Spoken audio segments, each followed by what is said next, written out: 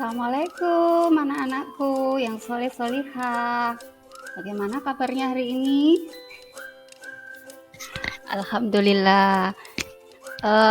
Hari ini kita akan belajar materi IPA ya. Kemarin kita sudah membahas tentang berbagai macam hewan. Hewan itu punya karakteristik dan ciri-ciri tertentu dalam melakukan adaptasinya di lingkungannya. Nah, kali ini kita akan bahas adaptasi hewan. Adapun tujuan pembelajaran hari ini ya, apa sih yang akan kita capai dalam belajar hari ini? Yaitu kalian bisa mengidentifikasi cara hewan beradaptasi dengan lingkungan. Nah, sebelum masuk pada materi, masih ingat apa itu adaptasi anak-anak? Iya, betul sekali. Adaptasi adalah cara hewan Cara hewan untuk bisa menyesuaikan dirinya dengan lingkungan supaya bisa bertahan hidup dan juga mencari makan. Nah, kali ini hewan yang akan kita bahas ada bunglon, ada cicak, ada cumi-cumi, kalajengking, paus, dan siput. Kalian mengenal hewan-hewan ini bukan? Ya. Yang pertama adalah bunglon.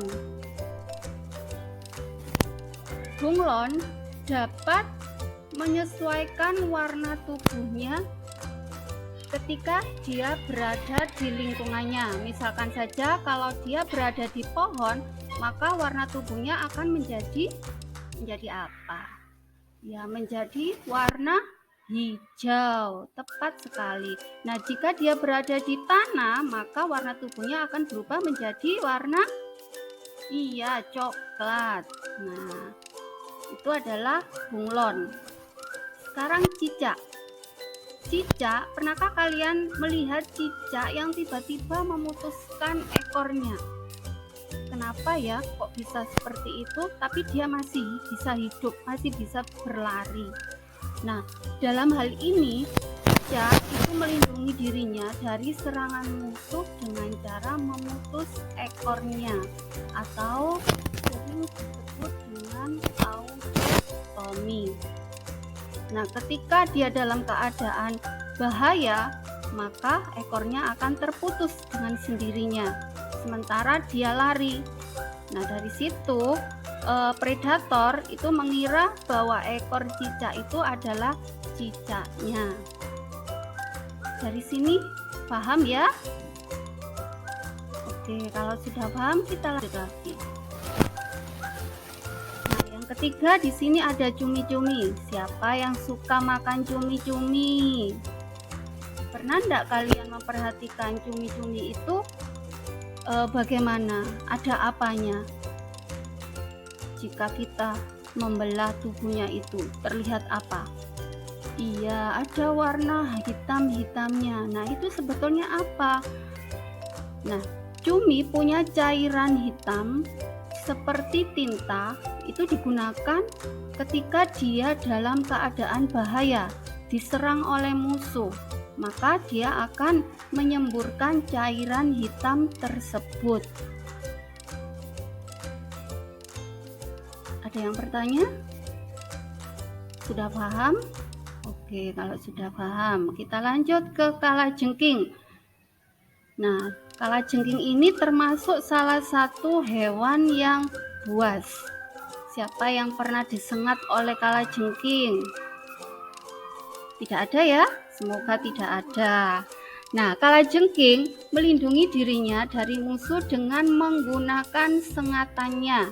Nah, sengatannya ini mengandung racun yang bisa membunuh musuhnya.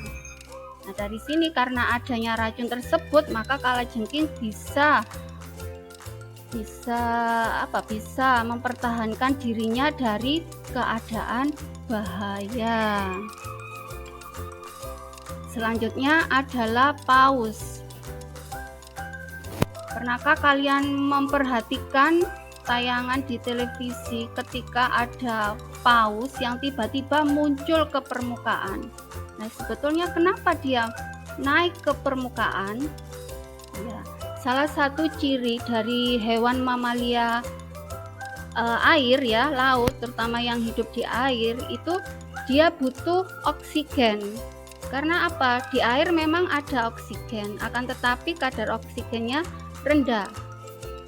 Ya, sehingga paus juga memerlukan oksigen untuk dihirup sebagai pernafasan. Nah, di sini sewaktu-waktu paus itu bisa muncul ke permukaan dan bisa kita lihat. Nah, ketika dia muncul di permukaan, terkadang ada semburan air di bagian punggungnya, dan itu dia melakukan proses pernafasan. Selanjutnya ada siput. Siput bisa melindungi dirinya dengan memasukkan tubuhnya ke dalam cangkang ya, karena dia termasuk hewan kecil yang lunak, yang mudah sekali untuk diburu ya, karena dia dalam keadaan bahaya, maka dia akan masuk di dalam cangkangnya. Dari sini ada yang ditanyakan anak-anak? Sudah paham? Alhamdulillah kalau kalian sudah paham semua ya. Nah, itu tadi merupakan cara adaptasi dari beberapa hewan. Untuk pertemuan selanjutnya kita akan bahas tentang adaptasi tumbuhan. Nah, untuk lebih memahaminya nanti kalian Ustazah beri tugas ya. Nanti bisa dilihat di WA grupnya masing-masing. Dari sini Ustazah akhiri.